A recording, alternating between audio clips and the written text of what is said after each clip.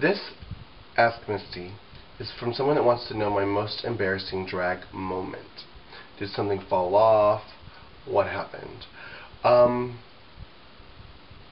be honest with you, I'm not sure that I really have a lot of embarrassing drag moments. I mean, there's a lot of embarrassing minutes, but not anything that's like, oh my god, mortifying that I can remember for a long time. Except for one time. There was a club in Hollywood, Florida, called Exit.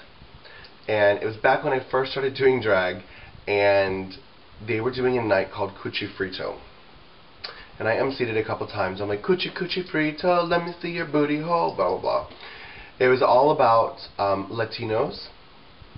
And if you've ever been to South Florida, you will learn to love Latinos. They're just suave and sexy. Anyways, essentially a wet underwear night. And they were very creative and innovative in that they had a machine that was kind of like rain. And it lined up along the whole stage, and it rained down upon the boys. And they were in like a really big kiddie pool.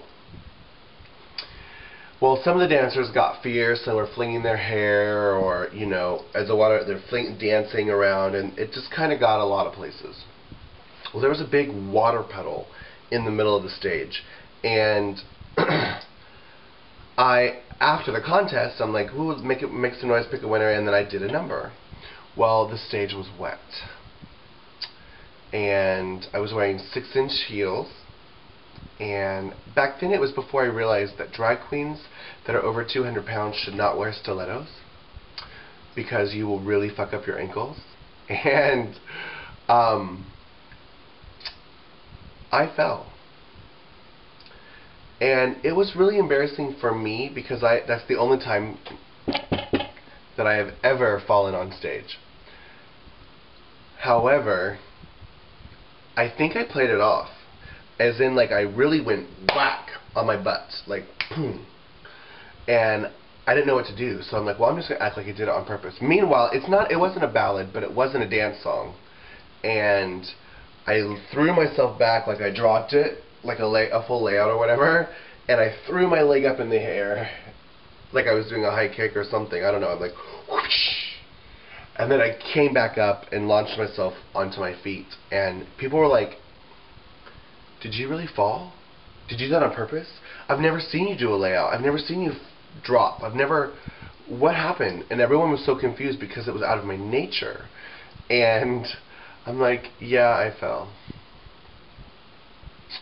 And I think that was my most embarrassing moment in drag. Other than the fact that my first beauty pageant ever, I wasn't embarrassed at the time because I didn't know any better, but looking back on my drag history, I've been embarrassed by things I've done that I didn't know were idiotic. But the funny thing is, in drag, every drag queen does this. Every drag queen does this. When we first start doing drag, every drag queen goes through a phase where we think we're beautiful, and we think we're amazing, and we think we're fierce. And oftentimes, that beautiful, amazing, fierce phase, we don't realize until after we're out of it that we weren't fierce. It's once we realize that we're not fierce. How do I say this? It takes getting better to realize, what was I thinking? You know, it's like, whoa, did I really do that? And, you know, I don't know, I guess part of it is surrounding yourself with yes men, which is not a good thing. Yeah, your friends love you. Yeah, your friends like you. Yeah, your friends think you should have won the pageant no matter what. You were amazing, you were fierce, you were the best. And yeah, that number you did on stage was amazing no matter what. But the reality is, your true friends are not yes men, and shouldn't be yes men. They should be like, Misty, that dress doesn't fit you.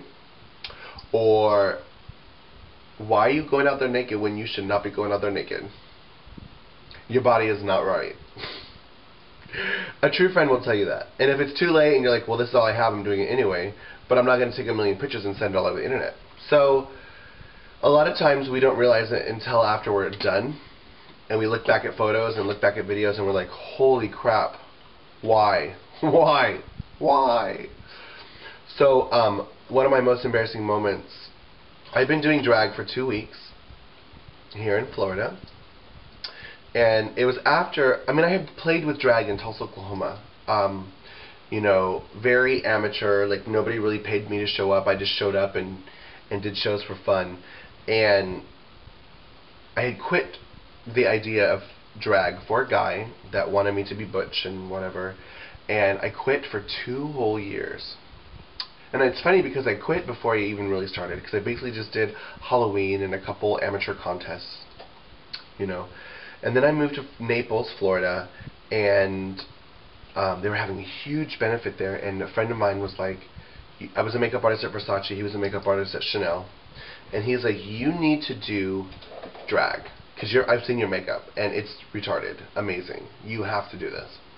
And I'm like, okay. So he let me jewelry, and he let me a lot of things. I went and bought a dress. He let me wigs. I didn't even own my own wigs, and I did this benefit. He wasn't my size, otherwise I would have borrowed a dress too. It's funny because at the time, I waited tables at night at Chili's, but every day I was a Versace makeup artist. And I invited everyone I knew. So all my friends from Versace and all the other stores and the waterside shops in Naples and Jacobson's all came. And then, of course, the Chili's servers and waiters and cooks and stuff came to my show to support me.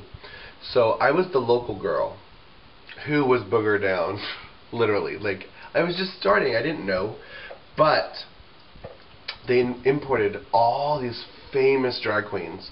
That's where I got to meet, like, Electra and Nikki Adams and Danielle Hunter and all these people I'd never even heard of, to be honest. I didn't know who they were, but they were there and they were amazing. And Electra was like, who is this girl that performs? Because she made the most money out of all of us. But I also was local and brought all my friends. Anyways, the show director of that bar was like, you need to enter Miss Florida Continental Plus, which was a preliminary to a national pageant. And I didn't know any better. I'm like, he's like, you would be amazing.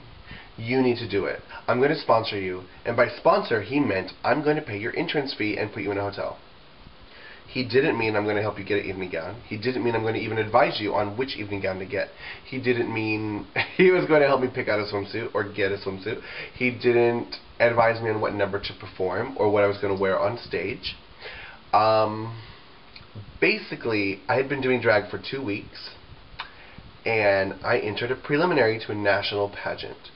And I didn't know that the evening gown that you wear needs to touch the floor or be within 1 inch of the floor, or, you know, barely showing your toes. Because I bought a real girl dress at Dillard's in the prom section or whatever, and it showed my ankles because a real girl's like 5 foot tall and I'm like 6 foot tall. So it was very short, and it was not couture. It was not made for my body, and I was a hot mess. My hair was good, my makeup was good, but needless to say, I'm very embarrassed by that video. Thank God it's on VHS, and most people don't have VCRs anymore. Because when people do see it, they're like, oh my God, Misty, I saw you in this pageant. And I'm like, was it my first pageant? But the reality is, it keeps you humble. We all came from somewhere, and none of us were born amazing. You know, we're not born rocket scientists. We have to go through school, and we have to learn, and we have to grow. And then one day you become a rocket scientist, or a drag queen, or a fierce, amazing, whatever. You know, and the sad thing is, a lot of drag queens, when they first start, they think they're amazing. Only when you become better, and only when you really do become amazing, that you realize, wow, I still have so much more to learn. You know, I often wake up and I'm thinking, God, help me be the star that these people think I am. You know, or when I get booked on, like, you know, for New Year's Eve I was in Houston, Texas, and I was like, oh my God, what am I going to perform? You know, I was freaking out trying to pack my suitcase because I'd never been to this bar. I didn't know what the audience would like. So needless to say, I packed like 20 outfits and 12 songs, and I, of course, only did one song. Way overpacked. But I don't know. What question am I answering? Embarrassing moments. Yes, I've fallen on stage, and I didn't know at the time, but looking back at my videos, I was a hot tranny mess. Anyways, thanks for asking. Bye.